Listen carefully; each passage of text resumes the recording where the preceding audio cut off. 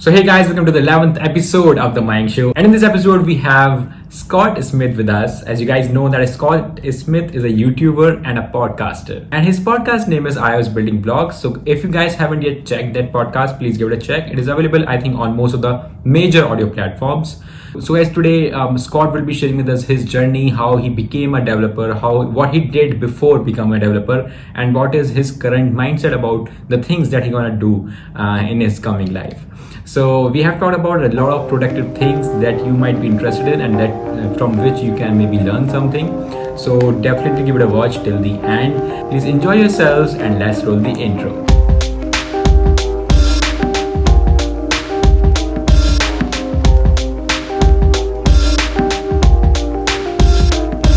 Welcome to the Mayank Show, Scott, and thank you for taking out time for this podcast. Thanks for having me. I've been super excited. Like I have also been super excited when I first met you in the WWDC 21, like the party that happened, and we are in the same pen. So I found out that Scott is here, and I was planning to invite you to the podcast. I thought, why not I invite him after this particular session so that he also knows me. So there you are. So, and thank you so much for being here today. So Scott, you have a name and a reputation in the iOS community just with, I would not say too many videos, but the time you have started doing YouTube, people know you for your 60-second videos, right? Mm-hmm. So how did you come up with this idea of going with the 60-second videos, and why? Like, how did you started all this? I had wanted for a long time, like, start a YouTube channel because it just seemed intriguing, and like a lot of people, you'd think, what do I even start it about? And, years go by and you're like, I don't know. Anyway, one day, I was thinking, there's this person in my life that was kind of learning iOS development. Mm-hmm. And I just wanted them to be able to have these quick snippets of like things they could just learn. So it just makes super helpful. And I thought, I'll just like create little YouTube video, like 1 minute. And then that's like, nobody has an excuse like, oh, I didn't have time. Like, yeah, right. It's just a 1 minute video, just like play it and you're good. So that's how I kind of just thought about it. And I was like, I'm just going to do that. And that'll be like least intrusive on my time, because my family time is the most important. I didn't want it to take away from that at all. Mm-hmm. So I was like, all right, we'll just do that. And I just thought of a name, iOS Compressed, which is kind of weird, but whatever. It gets the point across, I guess. That's like kind of a shorter video. Maybe I should have said iOS Condensed. After, like, in hindsight, I thought about that. I was like, oh, maybe I should have named it that. Anyway, then I stopped kind of like using that anyway. But yeah, that's how I came up with it, and that's how I started doing it. And people started liking it. I mean, I don't have any kind of enormous following or anything like that, but it was, I noticed it was actually really helping people. So that was really cool. And that was my goal. And I think it helped the person that was in my life too. And ultimately, I don't think they watched him anymore, but lots of other people were. So I can understand that. So what were the initial response when you started publishing the videos? Was there a mixed response? Like people were always happy with the videos, or they were like just rubbishing it and telling that you could have made a long video on this? It was mostly positive, actually. Okay. Mostly positive. If anything, people would comment on like they were entertained. They're like, "Whoa, I like learned something and I was entertained." Like, that was great. Mm-hmm. And I'd be, "Oh, wow, thank you." But yeah, I think every now and then somebody was like, "Oh, I'd love to like see more." But mostly it was just positive. Mm-hmm. Luckily, so yeah. Mm-hmm. So along the same lines, Scott, you also started doing podcasts. Like back in 2019, you started doing it, right? So I heard this, your first kickoff podcast, in which you were talking about what it's going to be all about. And what I got from it is like, you have been experimenting with things, be it YouTube or with the podcast, because you say, let's see how it goes. So how has been your approach with that, and why did you started the podcast? Okay, yeah. By the way, let me tell the name of the podcast. The name of the podcast is iOS Building Blogs, if I'm not wrong, right? That's right. Yeah. So I don't even remember exactly when it like came into my head, but I mean, yeah, I think I started YouTube in like, summer of 2018. And then in the following months, as I was like becoming like, more integrated, like learning about people in the iOS community and on Twitter, right? Because Right. it's amazing. I had no idea that place was even around, like the iOS community on Twitter. It's just incredible, all the people on there. So at some point, I was like, oh, that'd be really cool to like start a podcast. I wish I could remember exactly when I thought that or why. And I was like, oh, wonder what I would call it. And then, I have a young son, and he was playing with some blocks one day. I was like, oh, iOS building blocks. And that kind of makes sense anyway. Like things you're learning, you're building on top of each other. I was like, all right, cool. And so I was like, cool, I'll just start doing it. And I'll just like Okay. invite people on whenever I feel like I'm interested in what they do. And I'll start talking to them. So I did that. And yeah, it's really fun. I like it a lot more than doing YouTube. So Okay. So a lot of people, think of starting a podcast today. And when I say that, I specifically talk about India, since podcast is still a new thing here in India. I don't think that it is quite new there in America. Like it's been there for last 10 years, I guess. Right? People have been listening to the podcast since then. yeah, it's been a while. I remember back in, holy cow, yeah, I don't even know, but I just remember years ago in 2000, like 14 specifically, I remember a friend being like, oh yeah, I listen to these podcasts. And I thought, what is What is a that? podcast? But I know they've been around before then. It's like, why? I didn't have the faintest idea of what that even was. Right. So, yeah. So the question was that basically people think of starting a podcast, but they really don't know what are all they need to do before starting a podcast and how to invite a guest for a podcast. So do you have any, tips for the people who want to start such kind of podcast, maybe in any other field? Yeah. A podcast in general, I mean, the best way to think about it, whether you're doing even YouTube or podcast, this is like one piece of advice that just works. It's if you have anything in your life that you just can't stop talking about, or something that you just want to talk to people about, but you don't have anybody to talk to about it. Or if Right. you do have that thing and your family members and friends are always like, oh, getting tired of hearing you talk about this thing that you really love, there's your thing. Like, Right. grab a microphone, grab your phone, start recording yourself, and you've got it, like right there. So that's the main thing I would say, because people get like really hung up on how do I start, right? Like, what do I talk about?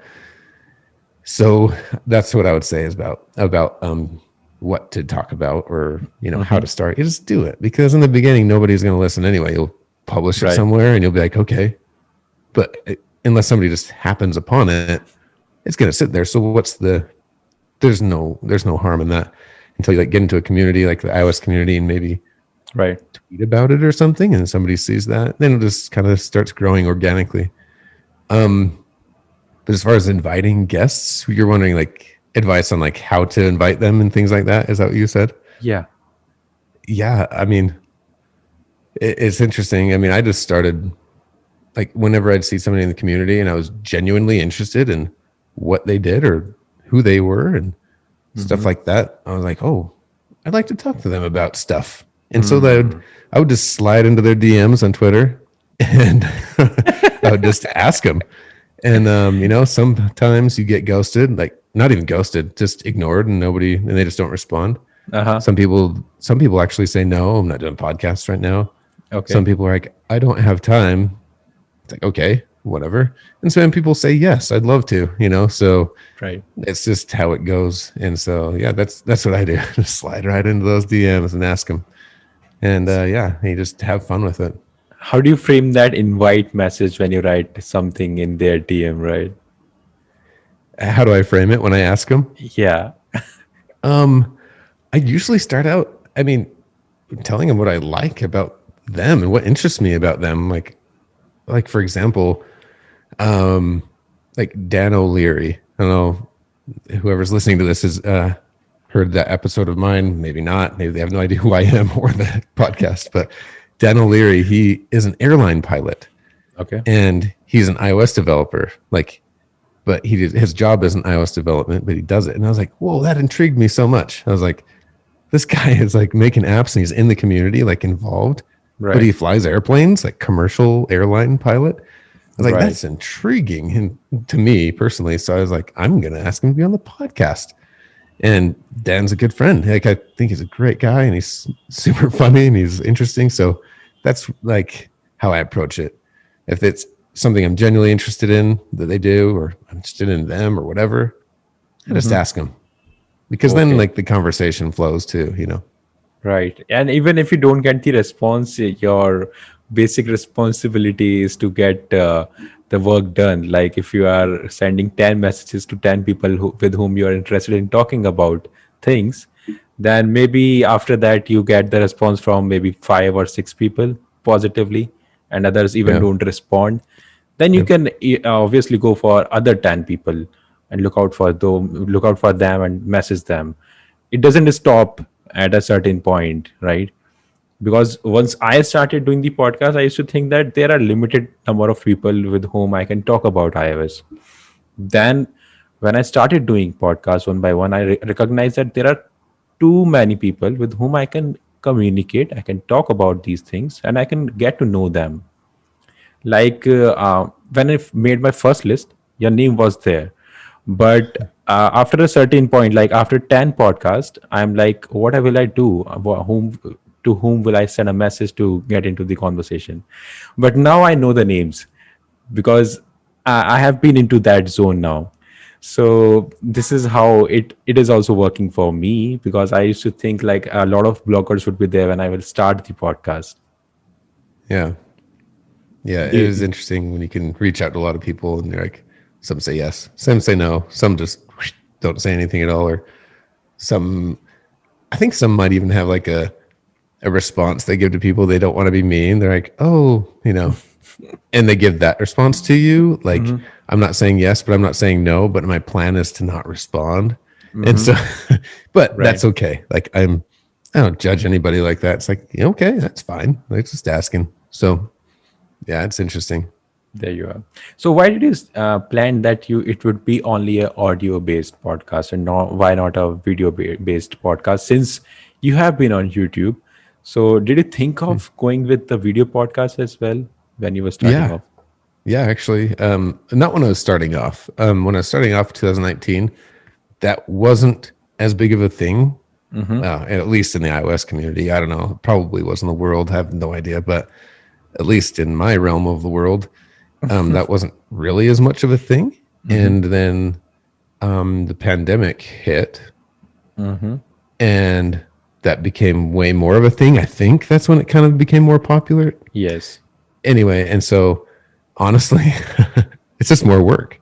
Um, but I don't have a good camera, which that's not an excuse. But I do have an iPhone 12 Pro, so that's a great camera. Uh-huh. But it's kind of clunky having to like set up your iPhone, kind of record it. You can record like here in Zoom or something, and like Right. upload that. That's fine. And I've actually thought about that in the recently. I'm like, I should just record on Zoom and post that. Actually, it got into my head a little too much, and I shouldn't have even cared. But I actually asked in the YouTube community. I just like posted like a question thing like on my channel.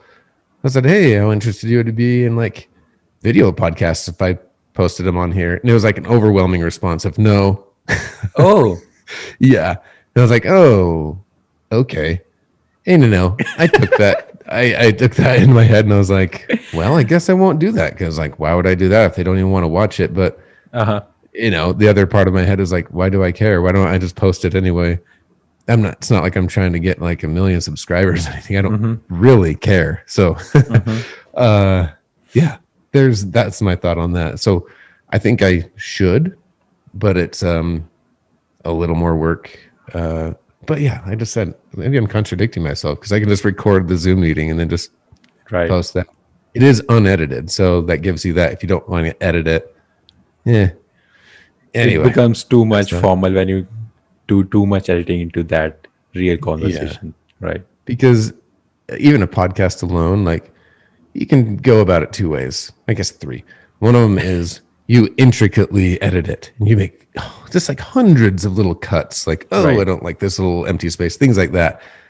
and people listen to it. They love it. The episode's like, cool. Then the second way is, okay, I'll just kind of like, cut some things Mm-hmm. and people still listen to the episode and they'll still love it. And the third way is, I don't care. I'm just going to record it and not edit anything and publish Right. it. And people still listen to it and they still love it. So I'm like, why would I ever spend more time editing it? I don't know. Maybe it Right. is nice getting it nice and polished, but I think people like an organic, raw conversation. So Mm-hmm. whatever. So yeah, spending more time on stuff isn't really my thing. I'd rather just I record I something, get it done. I personally just cut off the through the second way. Like I just cut off the R's and ohms from the conversation, Uh-huh. and nothing else beyond that. So that Yeah. is how I also do the editing, because, like you mentioned, that it's been just so much work.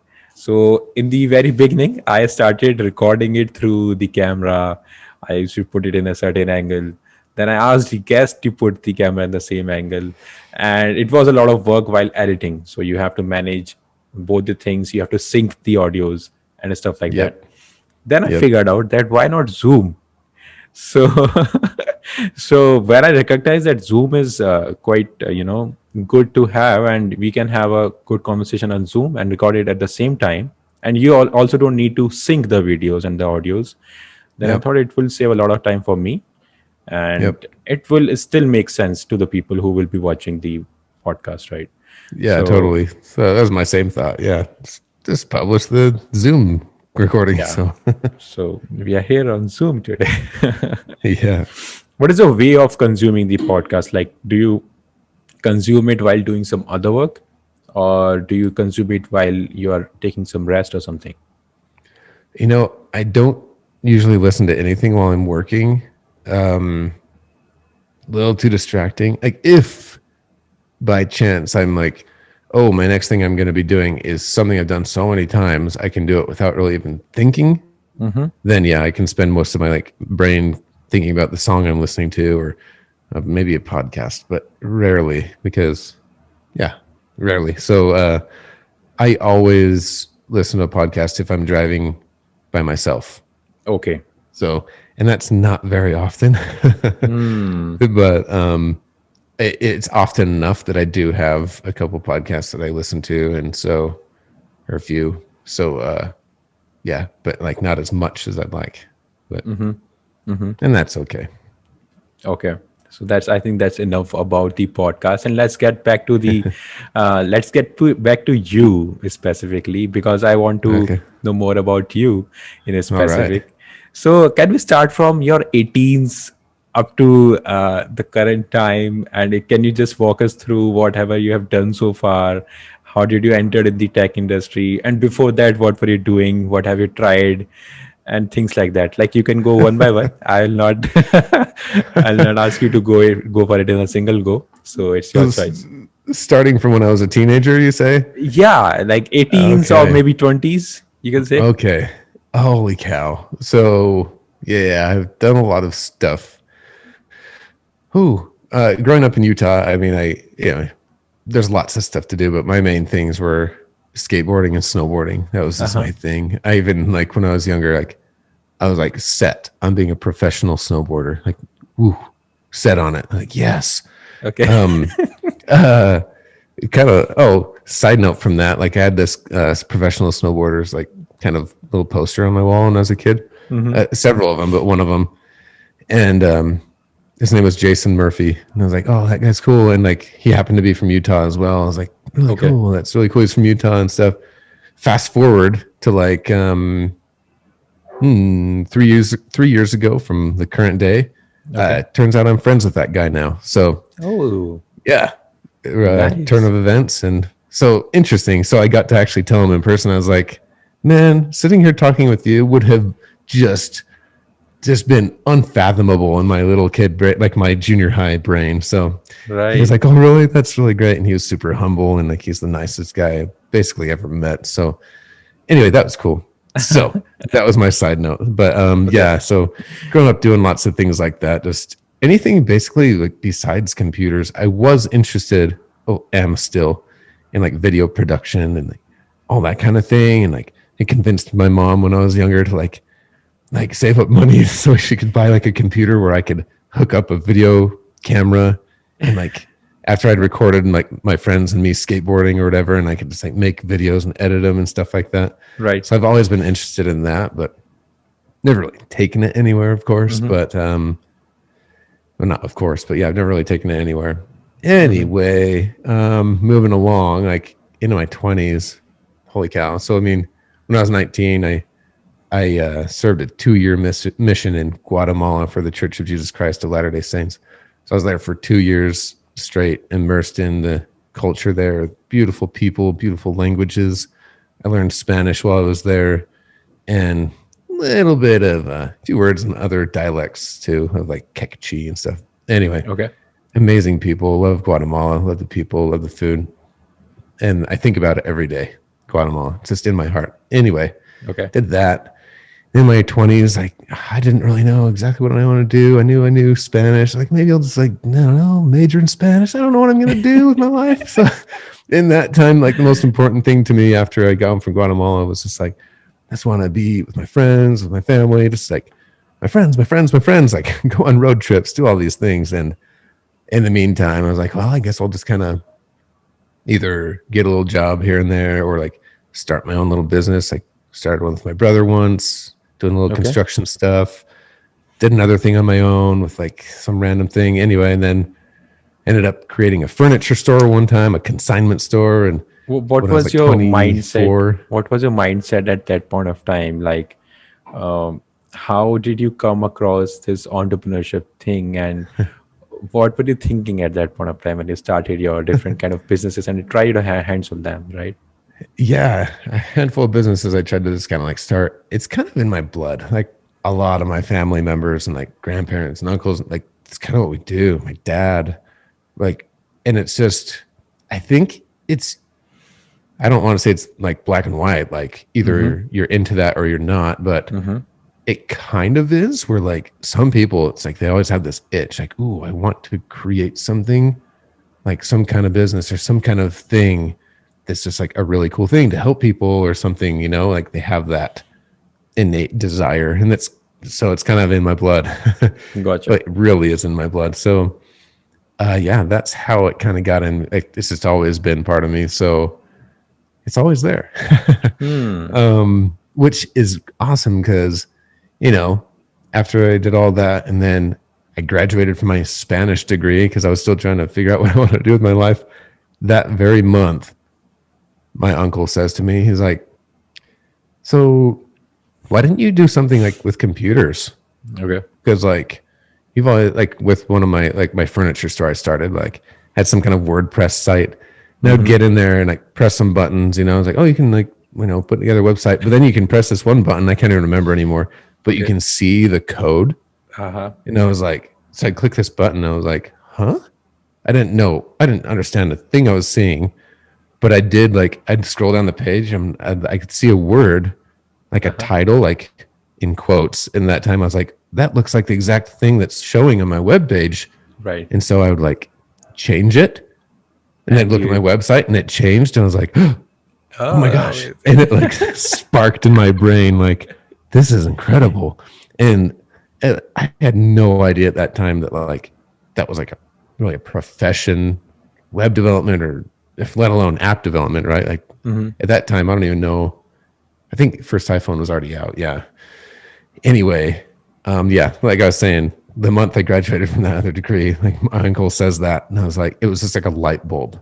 I was like, oh, yeah, maybe I should have done that. So the very next month, I started in like a computer science degree.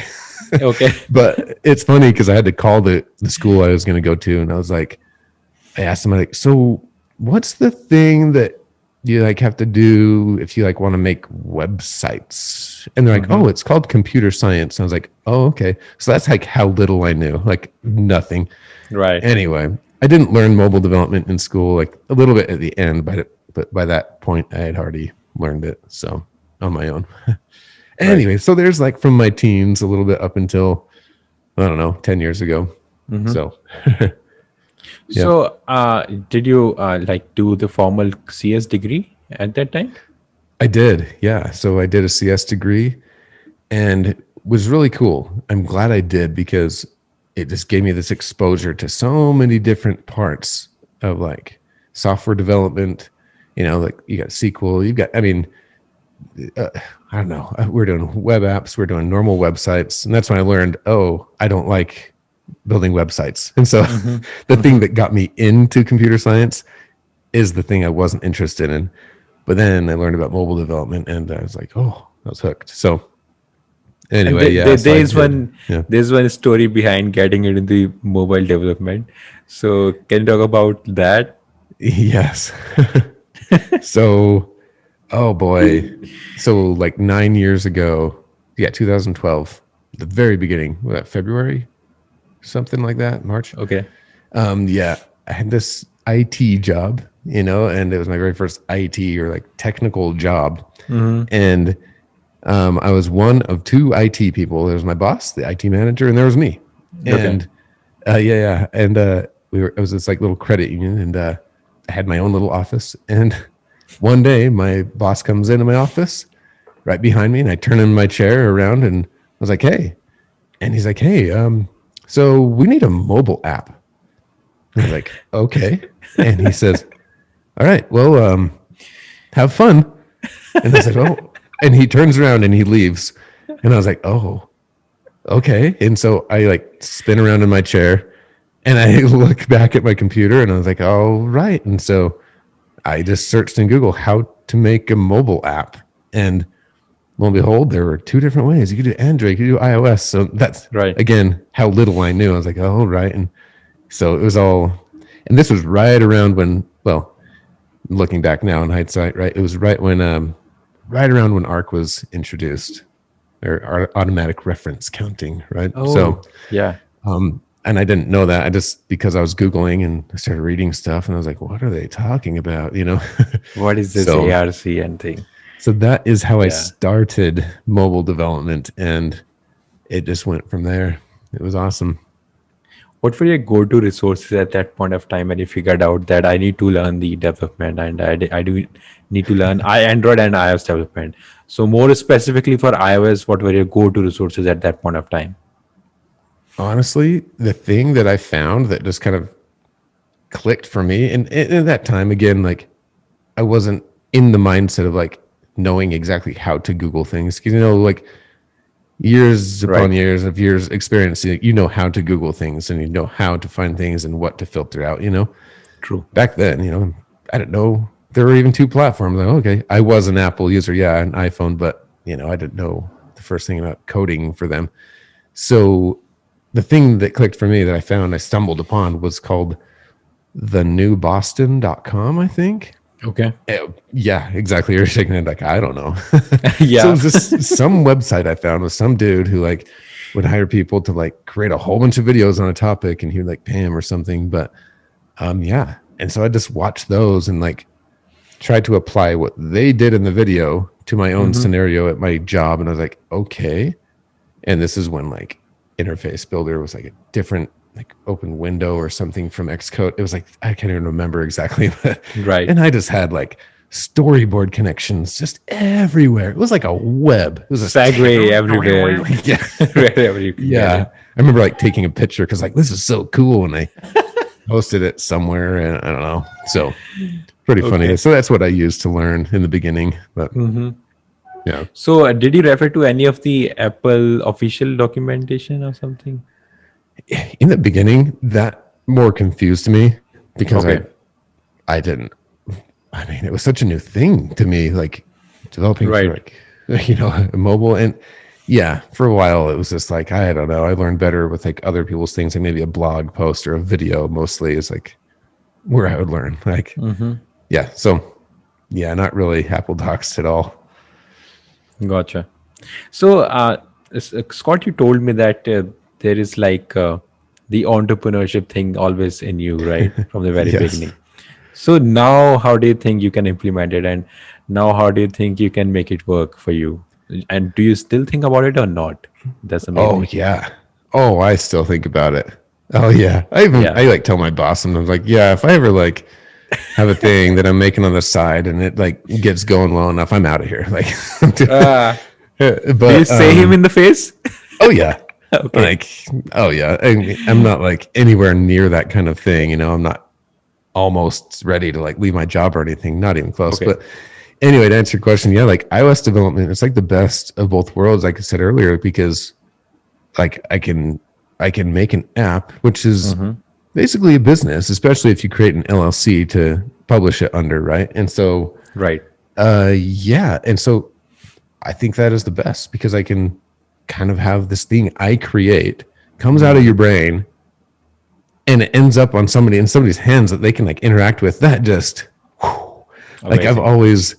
always thought about how awesome it is, and I use this phrase that actually in my last podcast episode, Malin Sundberg said the same thing that like I love living by, and it's or not living by, but this thing I love thinking about is creating something out of nothing.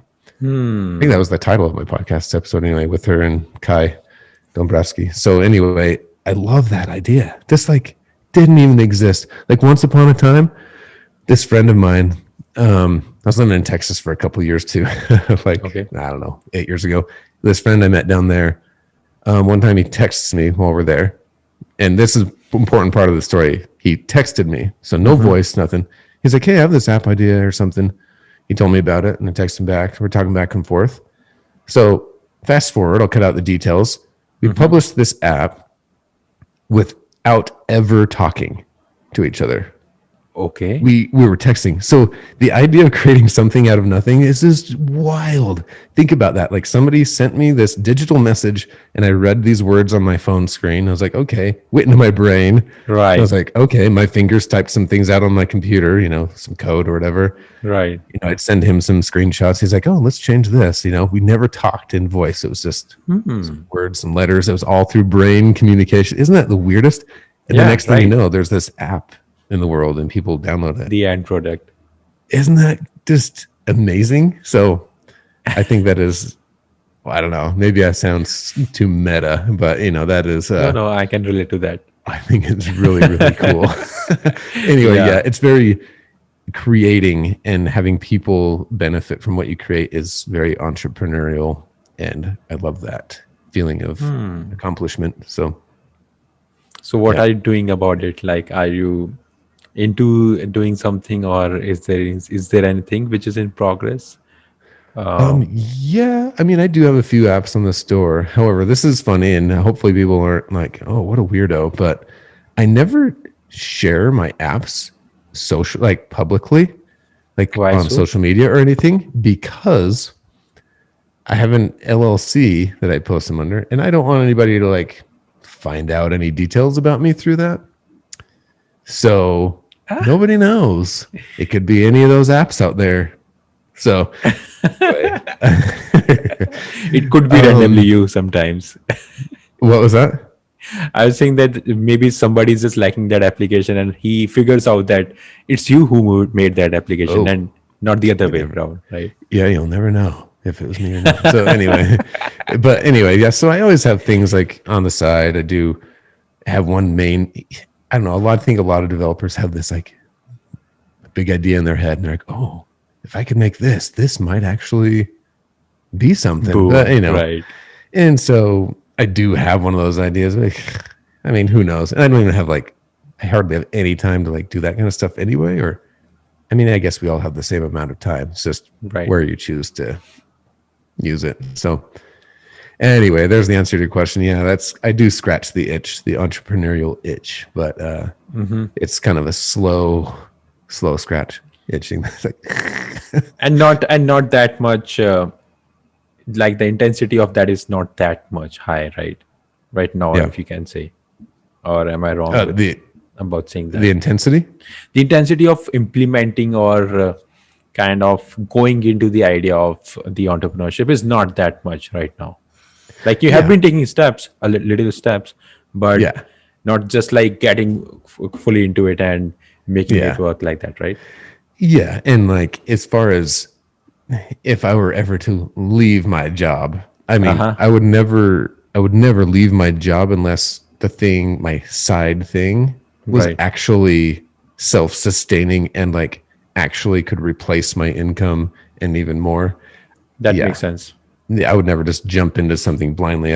I've learned the hard way back in my early 20s. So I mean, you know, you kind of Right. have to have something going before you leave, so you can always have a paycheck. So So why yeah. do you think, like, is it like a general behavior that people leave their job and get into their side hustle completely? It's like a usual thing there, or is it like you are talking about being secure by a job and you get the paychecks every month? So Mhm. what kind of behavior is a general one there? Like, I'm talking generally about America. What kind of what were you? What was the exact thing you asked? Like, there are two ways. Either you go with, you know, complete risk, like 100% risk, with Mm-hmm. leaving your job, getting into your Mm-hmm. side hustle, even if it is not working fully right now. And the Mm-hmm. other one is to stay with the job Mm-hmm. and try your hands on different things that you want to do. And once they show some response, then you leave it. Mm-hmm. So So what kind of behavior is being like in the most general there in America?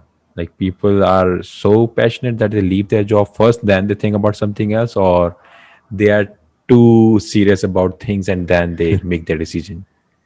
you know, I don't know. I don't know what most people do. Mm-hmm. I can't speak for most people in Everyone. America, but Uh-huh. I mean, I don't know. I mean, I've seen it both ways. You know, I've seen it with extended family, like, oh, we're gonna start this company or whatever, and before they before they even really start, they kind of do. Then they like leave their full time job, like we're just gonna put everything we have into this, like go go go. Ultimately, what I've seen from that typically is it doesn't turn out, it doesn't work. Okay. I'm not saying it can't, but Right. that's what I've seen. I'm For no their like case. expert, but yeah, and so I just wouldn't advise that. Hmm. um, you got to have something to live on, you know, and you don't necessarily want to just live on your savings either. Some people do Right. like that really high risk kind of game, right? And they feel like, you know, I'm just going to do this. I'm going to use the savings. I'm going to team up with some people, and because they believe in their ideas so much, right? Mm-hmm. Go for it. I mean, if that's you, then yeah, do it. For me, though, I'd rather be secure, especially with like a family to take care of. I'm like, Right. I can't, I'm not just going to do that to them or myself. Like, that's stressful. And, you know, That's true. creating your own thing or your own business or company isn't like this glamorous thing. Hmm. Like you have to think of it as like, I'm going to be in this like in perpetuity, like forever. I mean, hopefully you can create something that you don't have to do that, but I don't know. I think honestly, being in the iOS development, you know, career, Uh-huh.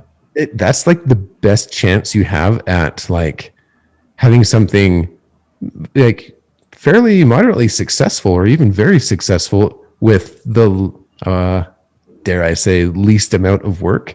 Mm-hmm. I think that's accurate because it's not like you're creating this whole big company. I mean, you could, like, if you created some giant app like Twitter or something, right? Like, Right. create that in the beginning, and it's like you in your bedroom and maybe another person, and you move to a garage, and you're like, hey, cool, we're like building this app, and then it grew. Now it's a huge company, right? So, Right. yeah, it ranges like really big because like there's David Smith, you know him in the iOS community, like Yes. he loves creating watch apps. I think, you know, well, I know he has Hmm. very successful watch apps, especially WatchSmith, his like widget, right? Right. And I think that's what, or Widget Smith. Sorry, I said WatchSmith. Yeah, Widget Smith. Is that what it is? And that, I mean, somebody on like TikTok or something shared it and like explained it, and so it blew up overnight. Like, woo. Anyway, it's just him.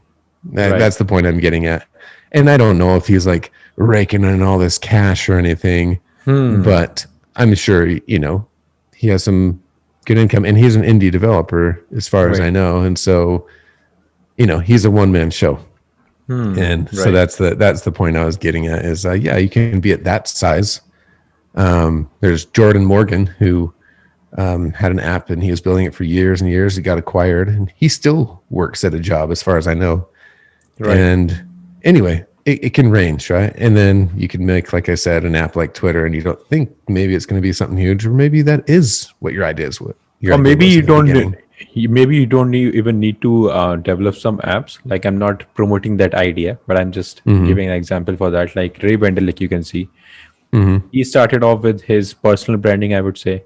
He started with his blogs, and then he expanded the fields in which he was writing the blogs. Now he has a team to write blogs, and Yeah. also a team to do other stuff for him, right?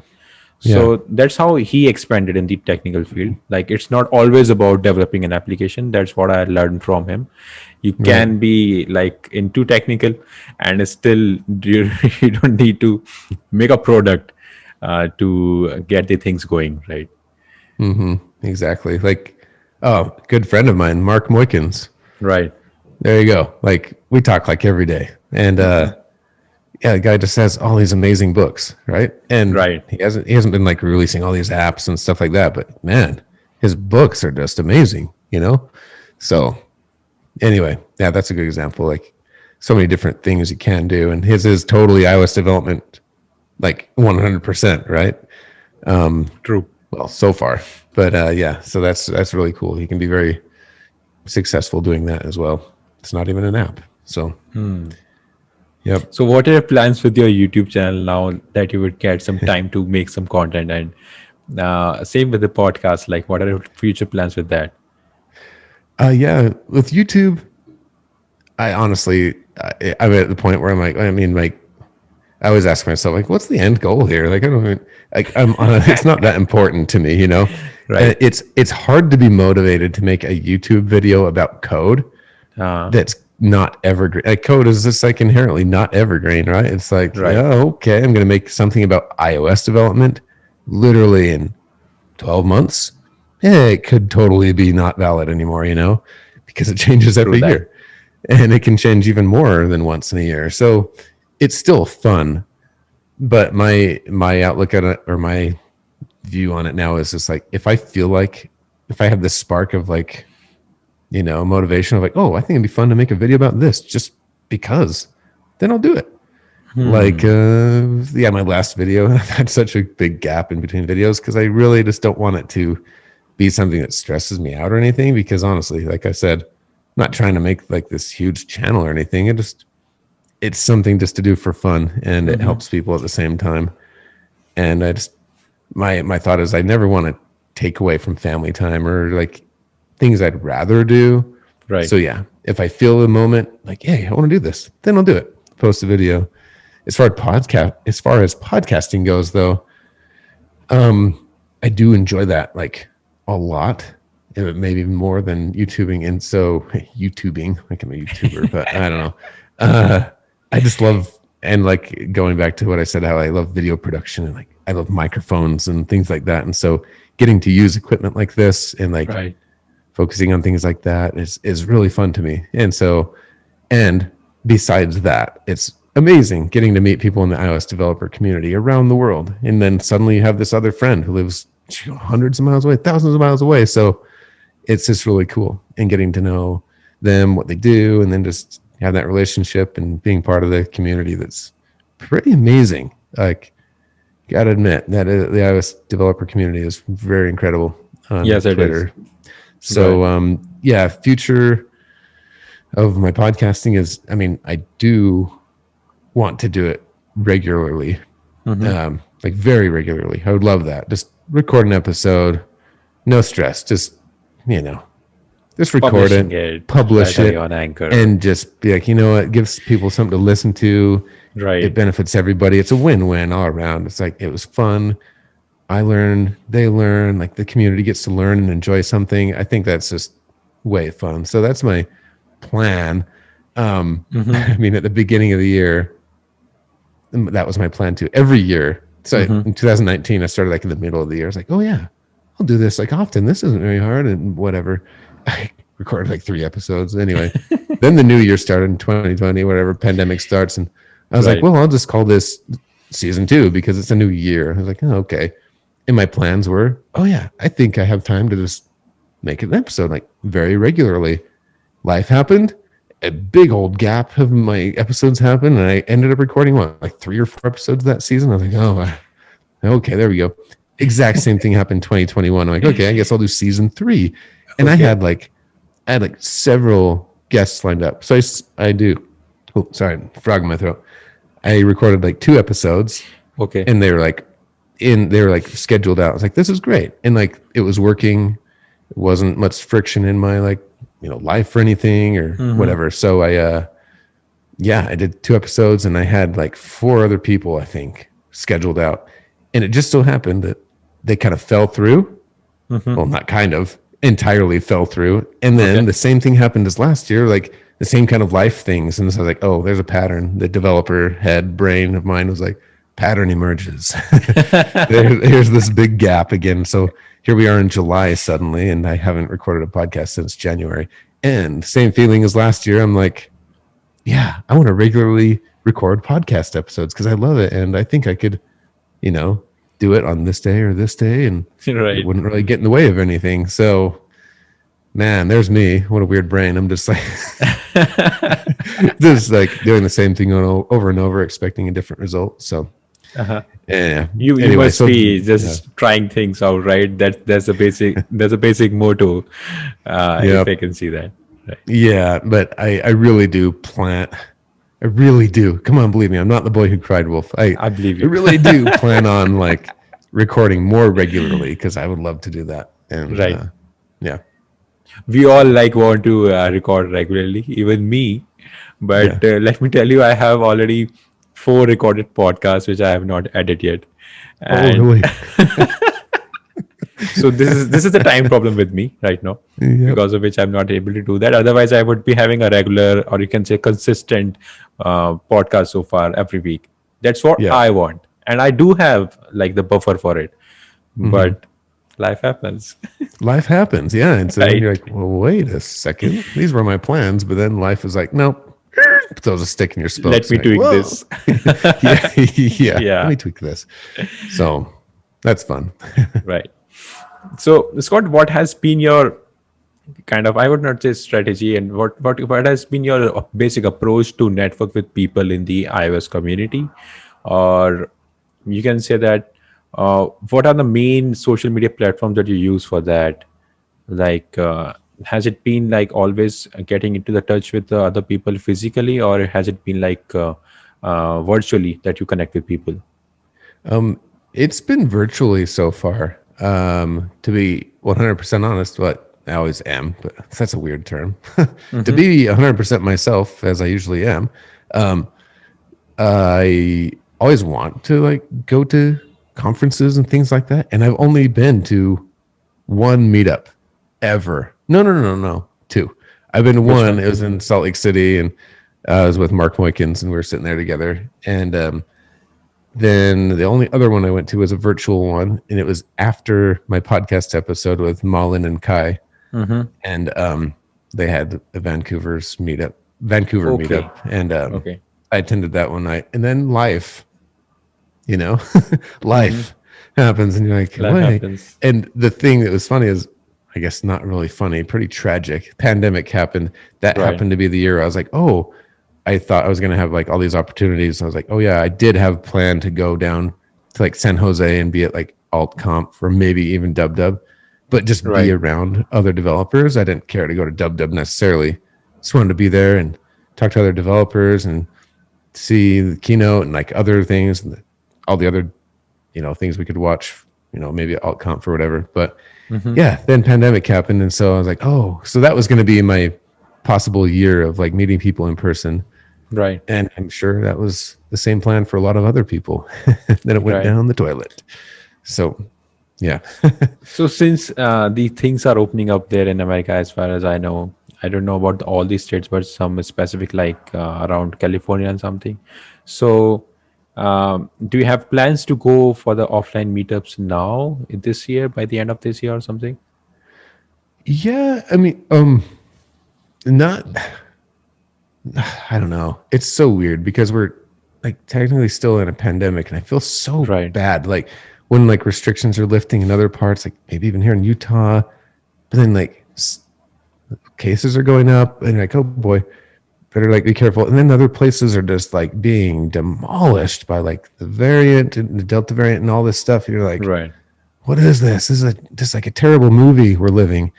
And so I don't really know what to do. I'm just playing it by ear. I want to be careful, of course. I want to be a good citizen. I want to be mindful, all of the above. And so if things turn around for the better and it's, I don't know, how do you even say quote unquote safe? I don't even know what that even means anymore. Because what do you believe? But yes, I would love to like do some in-person things, but always comes down to my number one, which is my family. And if it somehow is going to be like, oh, like either you're doing this thing with your family or you go and do this, of course, my family, you know. So, Right. of course, if I'm ever like gonna travel for work, like to a different location of the office just to meet other people, then yeah, maybe I'd go to like a meetup. Oh, I did go to another meetup. That reminds me. Yeah. One Which time when one? I did go to San Francisco for like some work thing, just to work there for a week or whatever, I did go to a meetup at Lyft. There's like a Swift developers meetup there. And I Okay. think Ben Sandofsky, I think he spoke there and somebody else. Anyway, yeah. So yeah, that's three. Three Okay. total. Woo! This year, right? Anyway, so yeah, roundabout way to answer your question that yes, I hope so to go in That you person, but you know, play it by ear, of course. that depends on the Delta variant. Depends on so many. Yeah, I don't even know. Right. So Right. yeah. Okay. So, Scott, what are your plans with the iOS development now? Like, you have been getting into the Swift UI, and you talked about Swift UI with me before recording this podcast. We were talking about that. So, what are plans with Swift UI, and what are plans with the development in general? Like, what do you want to develop next? Like, you have some applications, Indeed applications, right? You just mentioned that. So how do you think about them? How do you develop them? And how do you think about going with other things in life in development? Oh, I mean, any personal apps or the side apps I have, I think I have one completely written in SwiftUI, because they were already around before SwiftUI was announced. And so I do want to slowly convert them all to SwiftUI. I'm a total 100% SwiftUI person. Not, and by 100% SwiftUI person, I don't mean like every line of code has to be in SwiftUI. I mean like Right. I'm a total proponent of SwiftUI. That's what I mean by that. So as far as anything I ever develop, a new app, I don't even hesitate. Like SwiftUI all the way. Like UI kit in my brain is a thing of the past. Like as far as starting an app like that or anything. Of course, in a SwiftUI app, there are awesome ways to bridge from UIKit to SwiftUI when you need to, like using a UI view representable, things like that. So, and I have no problem with that. I don't think it's wrong. One interesting thing about that, though, that nobody seems to talk about is I don't believe at this time, what is it, July 15th, 2021, I don't Yes. believe UI view representables have accessibility, like dynamic type support. So if like you up the font size on your phone, Right. I could be wrong, but everything I've tested out, it's been a while, but I don't believe the representable views will Support actually that. scale up with the font too. And I Okay. could totally be missing something. I hope somebody in Apple's listening and is like, oh yeah, all you need to do is this one liner. That would be fantastic. And please reach out to Scott Smith Dev on Twitter if you know the answer to that. Right. Anyway, I digress. That's yeah, so I have no problem with UIKit in a SwiftUI app, but my plans are always SwiftUI because it's just a pleasure to use, a joy, and it's so fun. It's great. It's fantastic. It keeps getting better every year. So I'm just so Right. excited for the future of SwiftUI and app And you development in get to general. experiment a lot with Swift UI. Like, you see a view and you think of things that you can make through the Swift UI. Then you try to implement it. You can see the preview. And it's so Yep. cool to see that preview when you first implement that. Very cool. Yes. It's interesting. And I know it's very early, of course, very, very Right. early in SwiftUI and that whole thing. And it's incredible. I never want to downplay the work that the developers at Apple do. Like anybody listening, they are incredible. Like, thank you. Thank you for everything you do. The thing I was going to say, I'm not like saying a good thing about you so I can now jab you. No. It's, I've found in my job, we've built an app from the ground up, large scale SwiftUI app. Okay.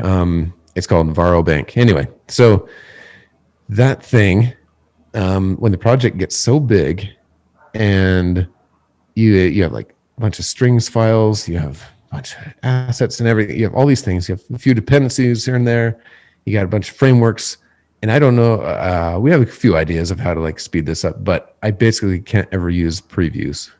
Okay. They usually don't load or something else.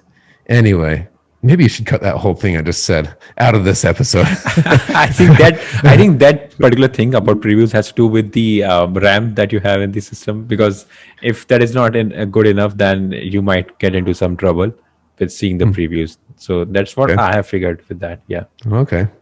So anyway, yes, SwiftUI previews are incredible. I love using them when I can. Like, But it not is so always. great.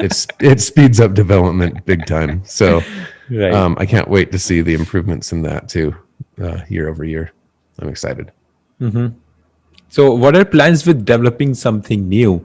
Like, do you have an idea in mind that you would try to implement this year, or maybe something else you're thinking about in development? My own thing, it's a secret. Okay, it's a It is a secret. secret. It is top secret. Gotcha. Yeah, it is top secret. And it's one of those things I'm just slowly poking away at. Like, I'm talking slow. Slow, I've got no time. real slow. I do have time, but I've made one screen. There we go. It's like a screen with Right. a sign in with the Apple button and like a text view that has like the name of the app. And I don't even have the name of the app yet. Okay. So I've been thinking about it for years and I still can't think of a name for it. But you do Anyway. have the idea in mind, right? Yeah, I totally have this idea in mind and it's complex and I got a lot of things to figure out. So, but yes, SwiftUI. Right. It is a SwiftUI and going for it. But yeah, who knows what will happen with that. Right. Nice. Do you ever think of getting into those FANG companies that people talk about? Like we are always look up to what Apple will come up this year, or in the month of September, what they will come up. So we kind of look up to their engineers and think of that what new are they developing right now. So do you ever think of getting into Apple and joining their team? So what is your I've thought about it, uh-huh, but but honestly, and maybe people like hearing this will be like, okay, whatever. But I just I have to work remotely. Like that is number one. And if it hasn't right, been apparent already in this episode, like my family is number one, meaning it goes as far as like, it's not even very far. It's not a stretch at all, but my right. son, I'm not going to miss seeing him grow up. Like not a chance. Like I'm not going to commute to some building. Like, yeah, it's cool seeing people face to face. Nothing beats that. Like that's very neat. Like, and I love like interacting with people, but man, if it comes down to like being able to do my job at home, my kitchen's right here, my bathroom's right there. It's like, dang. And my son is here all day and my wife, it's like, oh yeah. So it's like Apple, yeah, maybe someday if you let people work remotely, maybe. But Maybe. even then, I think there are things like I love having unlimited time off, things like that. Like, and there are a lot of companies that are big companies that don't do that. I believe Right. Apple's one of them. And the secrecy would be really hard for me. Like True. working on stuff you cannot say anything about, that would just eat me alive. Right. So it would be like very interesting to like work on stuff like that. And that to me became even more apparent this year at Dub when like I saw so many Apple developers on Twitter and the community just saying like the feeling they get when they see people reacting in the community about things they've built, it like makes them emotional. They're like, I like cry, like seeing this result, like this reaction from everybody. And so that was very cool to me, like hearing them, I guess reading about them saying that, like imagining it, like putting yourself in that spot. That'd be pretty surreal feeling, like millions of people using the True thing that. that you made. Like That's You took a incredible. year So, to make maybe a certain feature, and then people are mhm. reacting to it. It's a Yep. big thing.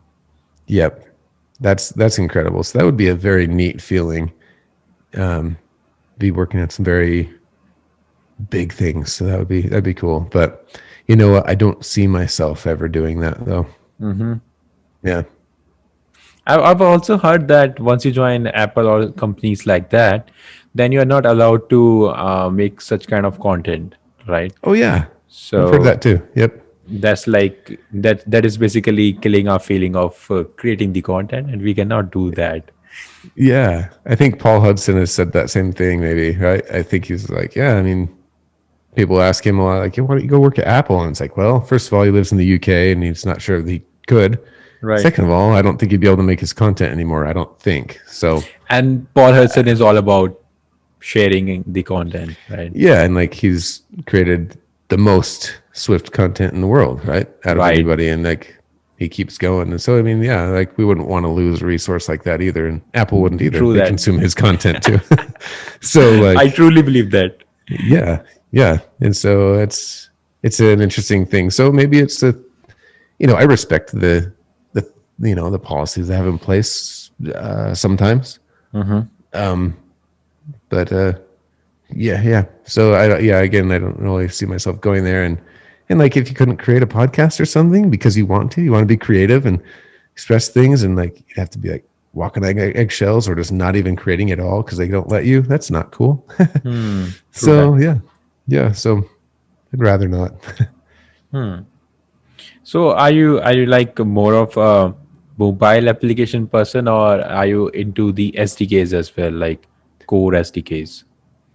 My favorite thing is building out layouts and UIs and custom components and things like that. That is so fun to me. Like, oh, yeah, just making like getting a design from the design team and being like, okay, zooming in on it and being like, okay, they want it exactly like this, and seeing like the exact specs and trying to recreate the exact thing in code. Oh, that just A that just satisfying lights my feeling. fire, revs my engine. Right. Yeah. So, yep, I love that. I mean, it is fun, like hooking up, you know, code you get from GraphQL or the, you know, the backend or whatever, Right. hooking that up and making it like making the app come alive like that. Like that's awesome too. But I really love the UI part of it and like building that out. So I People do love also, doing logic. That's cool. yeah, people these days are also building like frameworks which you can directly use in an application. Like you are enthusiastic about creating the layouts, right? Yeah. And some people find difficulty to develop a certain layout, which is kind of common layout which many people can use in their application. So maybe you can make a framework for that, and people can use it later Yeah. on. Maybe so. Yeah. Not a bad idea. I've never really open sourced anything. That'd be really cool. Thank me But later. yeah, thank you later. I mean, I have thought about it, but then again, I'm just like, oh, you know, what's this weird thing about me is like, I don't have anything on GitHub. Not Okay. a thing. No. I have private things because Private it's this. things. It Gotcha. comes back to this topic of like, not topic. This idea of like iOS stuff is not evergreen, and so my skills are not like going to be the same in a year from now. They're going to be True. hopefully better, right? So it's weird. I know some people are like, who cares? Put your stuff in GitHub, but I'm like, well, you know, yeah. Right now, I think the way I code is, you know, it's acceptable. I like the way it is. I think it's wise. I've been doing it for 9 years. I'm like, okay, I don't know everything at all. Like, no, not even close. So if I put something on GitHub and everybody's like, oh, this is the way he codes, I'm like, oh, yeah, that's the way I code. Then a year from now, I'd be like, that's the way I coded? Whoa. And then I'd probably make it private and be like, what did I do? So, you know what I mean? So maybe that's where, maybe that's my weird That's brain. kind of inferiority that we feel sometime, maybe, right? That we know less than somebody else. So that's why we just make it private. But Maybe so, yeah. I have been like I'm also not that much active on GitHub, and I do have some projects out there which are public, and those projects are not some projects which I'm really proud of, but they Yeah. are still there. Like I Yeah. consider them as a path from where I was and now where I am. Like today, Yeah. if you ask me to build the same project, maybe I'll be doing it in a much, much better way. Right. So And thinking, oh, sorry, keep going. no, just I was gonna say, like, I don't want to be as closed-minded as thinking I have to like post some huge project on GitHub. Like, no, not at all. I understand. I could. I mean, maybe I should. Maybe just post some kind of little extension or some little helper thing that helps me. right. And it's not set in stone. I can go and update it like in a year if I'm like, oh, I should have done it like this. Then I'll just change it. I mean, yeah. And if it's open source, somebody can like do a pull request and be like, hey, you could improve it like Right. this. I'm like, hey, cool. Thanks. I learned something. And yes, we'll improve it like that. So yeah, I could totally do that. Maybe I Right. should, but I don't know. Are you Yeah. good with the complex UIs as well? Like when I say complex, that mean real complex views. Like really complex? No, I wouldn't Yes. like call myself like one of those people who can just figure anything out. And no, like you look at like stuff that like Meng 2 does, Yeah, like design and code. It's like, dang, he's that's awesome. he's all about design, I think. Yeah, he's incredible at it. And speaking of entrepreneurs, yeah, he's created an awesome company, and Mark Moykins too. Anyway, so yeah, I'm not like one of those who can figure out anything, but basically anything like the design team, like in a your average company, like throws at me, I'm like, yep, I can do this. Like I can figure it out, and I love that. I love figuring that out. I have yet to come across like a designer that's thrown something at me. It's just like one of those way complex things. Where like, oh no, how am I going to do this? But then I'd probably reach out to my friend Javier Negro. He's the SwiftUI lab, or like I call Mark. I mean, Mark's. I talk to him every day, like I said, but like I call my SwiftUI sensei or like the SwiftUI master. Like, hey, sensei. He'll be like, yes. And oh, like, how do you do this? Or like, remind me this. And we'll talk about SwiftUI stuff. And he'll be like, oh yeah, look on page this of my book. I'm like, oh yeah, you're right. And so, it's cool. I love reaching out to people that I've become friends with through the community, and asking them things like that. And so, yeah, you always figure things out. You don't have to know everything, and That's just true. really cool improving your skills over time like that. But yeah, Like in the same way, I was figuring out something on YouTube yesterday. I was looking out for a certain view in SwiftUI. So I was looking out for a kind of solution to that. That how could I make it, or a little idea about how we can approach it, right? yeah, So I found this channel. I would not name it. So he did it all. Okay. And then he did it all and he was not explaining things. So I thought, why not go to his code and then read the files? So he gave a link in the description. I went to that link. Then I saw that he has made a Patreon page. And if you really want to access to his code, then you have to be a member of that. oh okay, So this is something which people are doing and he's really good at it. Like he's doing really some good complex UIs and he's making a video out of it. And you want the code, if you want to read the code or maybe just download the code, then you have to be a member of that Patreon page.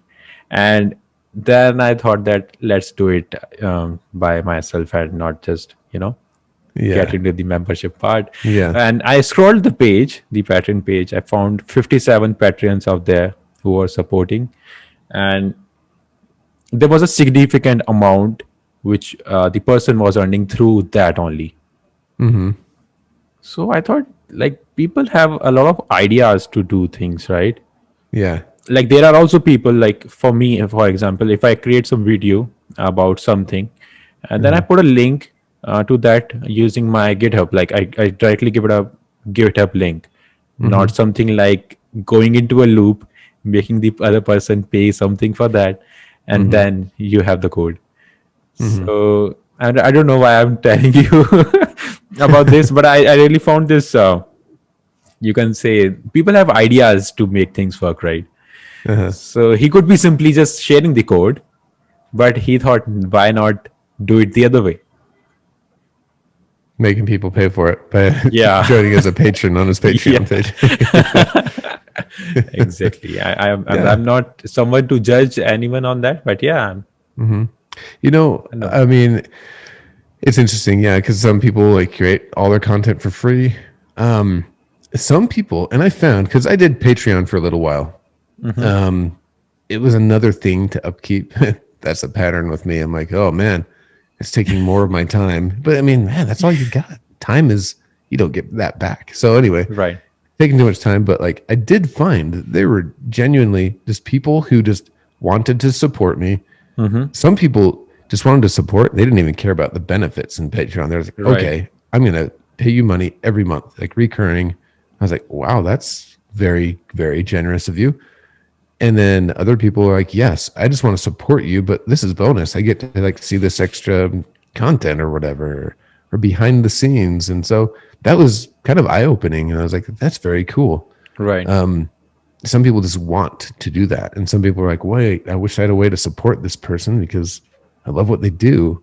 And so it's interesting. Yeah. But I'm not sure how much I agree with like paying just to see the source code, but you know, I guess to each his own. Yeah, yeah. Like you It's said, like it's it's like a whatever you want to deal. do. It's like a transaction that you're making just to, see a certain code. Yeah. Oh, There it is was one kind of person, weird. Yeah.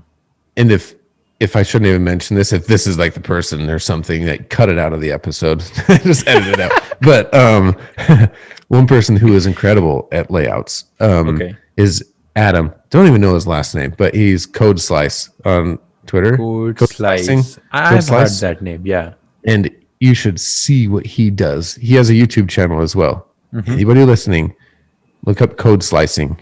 I think that's what his Code channel is called, but then maybe slicing. his Twitter handle is like Code Slice, I think. His name's Adam.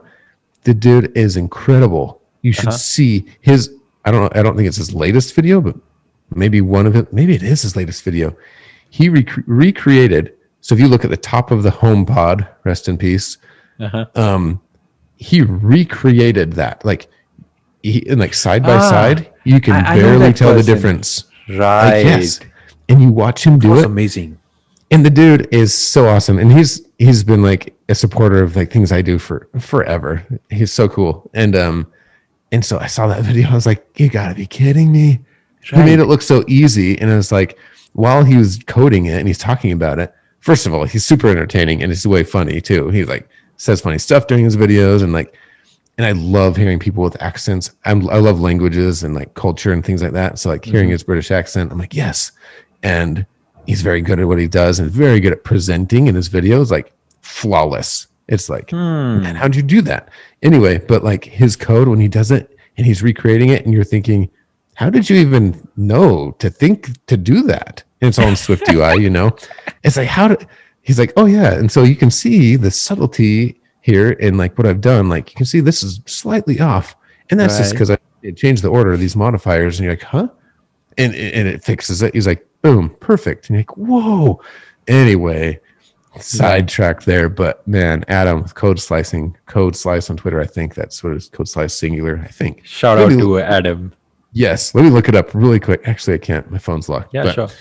anyway, I think that's what it is. But yes, he is very talented with that. And that was an incredible video. I also found that video and I thought that this video should be in the trending page because it Yes. was nice, really.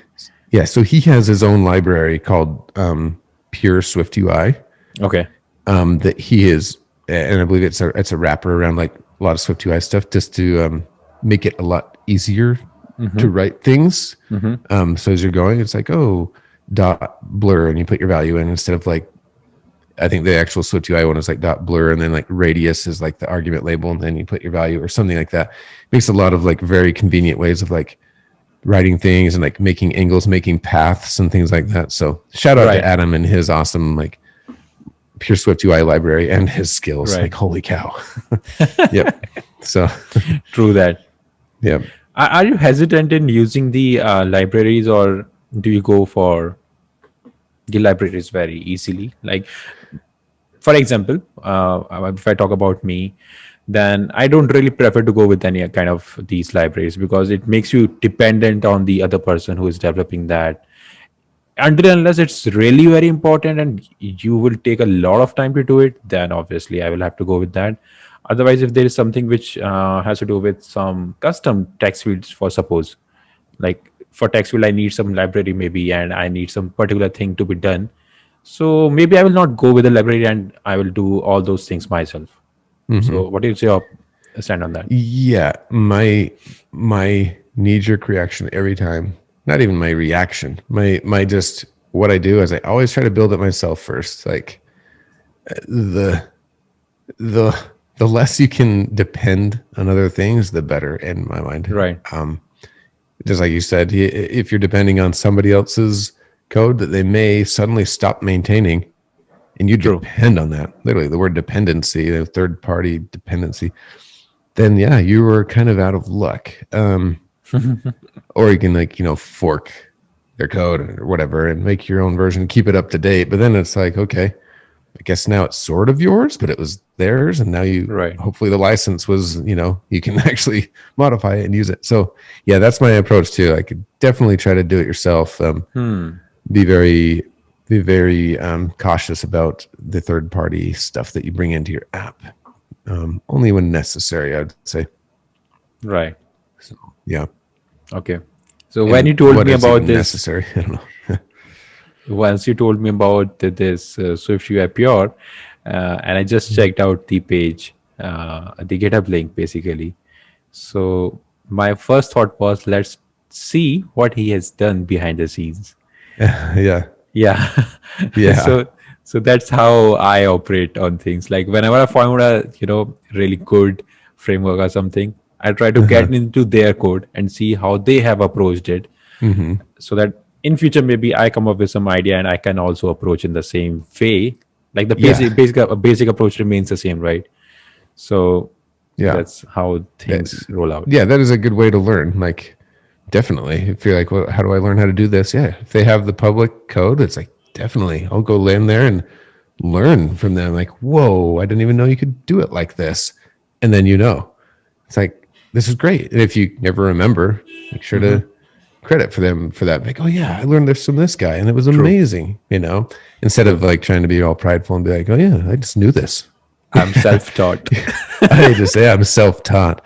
So yeah, whenever you can attribute, where you learned it, if you can remember. But yeah, but that's a very good way to learn. Yeah. And that's a really amazing thing about self-taught. Like when I ask somebody from where did you learn, then some people reply that I'm a self-taught developer and something like that. So I was having this podcast with Stuart Lynch. I hope you know him. I do.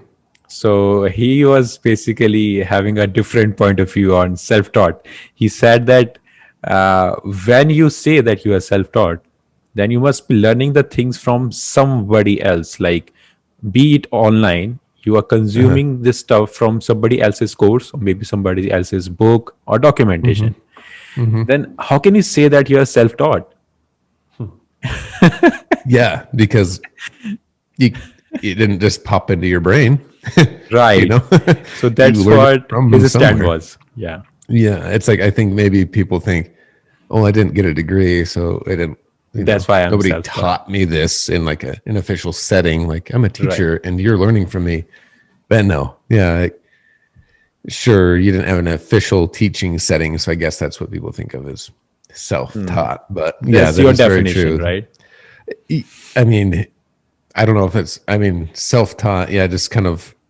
Yeah, you find it on your own without being directed by somebody saying, oh yeah, go here, or this is how you do this. But you eventually do find something online where somebody is saying that either in a video or typing it out. This is how you do it. So you're being taught by somebody. So yeah, you're seeking it out on your own instead of being directed like by some external source like But that, you are taught by somebody else at the end of the day, right? Ultimately, you're taught by somebody else. So yeah, it's a weird little conundrum there, little whatever paradox. I think like whatever you call it has all to do with the definition that you think about self-taught, right? And like honestly, whatever. You know how to do something, you learn it.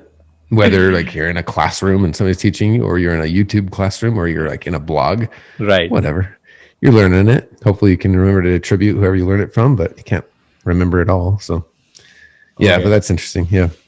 Yeah. So next thing is about the books that you read. Are you into reading or something? The only things I ever read are like uh coding books. And I Okay. hardly do any of that. Like I'm reading through Mark Moykin's Combine, like his Okay. mastery on like Combine and SwiftUI. I'm reading through that. And that's all I ever really do. I never just like read in my free time, like because I have very little free time. And so Mm-hmm. then I don't ever find myself like, hey, I'm going to pick up a book and read. And I know some people are just avid readers and that's what they love and it's their passion. But man, I'm just not, that's not me. Like, it's very hard for me to like enjoy like reading. But when I'm reading something about coding, yeah, I can really get into it because it's something I'm actually like very, very interested in. So yeah, I rarely read. And if I do, Okay. it's coding stuff. So What is your yeah. best number one book for the Swift development? Like, what would you recommend to anyone who is looking out for a book and is a beginner in Swift? Okay, learning in Swift. Holy cow! I mean, book. I don't know about book necessarily, but in my opinion, if you're learning Swift for the very first time, I Hmm. would definitely go to Paul Hudson's 100 Days of Swift. Right. So I think you go to hackingswift.com/100, I think. I think that's the homepage for the 100 Days of Swift. But you can start from zero right there. Learn your Swift basics up into like iOS development basics. And then after that, I would go to his 100 Days of Swift UI. And my recommendation for that is do everything he says. If he says, pause the video and do this, Then do pause the it. video. Don't just be like, yeah, I already know this. No. Actually do it. That's the best way to learn is like actually typing it out. So Right. and doing what he says. So that's what I would say. I like as far as books, I don't know. And maybe that's just because like my personal way of learning is like I love video Hmm. and like actual examples I can see. And yeah, that's my preferred way. So I don't have any book recommendations for a beginner learning Swift. Yeah. Okay. Okay, Yep. Scott. I think we will be wrapping this up here. And the last but not the least question that I would like to ask you is about any kind of recommendations and life advice for the people who are listening to this podcast or maybe watching this podcast, and they come from a various kind of backgrounds, like they could be developers and they might be the beginners in development. So what is your message to them? Oh, don't compare yourself to other developers, but aspire and just find the people that you want to aspire to learn from and like acquire skills like them. Like, but be your own person at the same time. I'm getting Hmm. very deep and very real here, like very Yeah. serious, but that's not very deep. Just being your own self and don't compare yourself, but always learn from other people. So two base things is like be teachable and be willing to learn. Like just Right. and yeah, and if somebody asks you a question, answer it with happiness and with a smile and don't judge Hmm. them, like that's it. And so that way you can just be genuine, being yourself, like talking with other people, asking them questions when you have a question. Don't worry about what they think about you or what they don't think about you because they most likely don't. They're like, okay, Right. I'll teach them something. And like, yeah. So that would be my base advice. Yeah. Being yourself, learn from anybody you can and be grateful and be thankful, show appreciation and etc. Like that. Nice Yep. advice, I must say. Yep. So, Thank you. Scott, thank you so much for being here on the podcast. I really enjoyed the conversation with you, not just Yeah. about the technology, but many things about, apart from that as well. Yeah.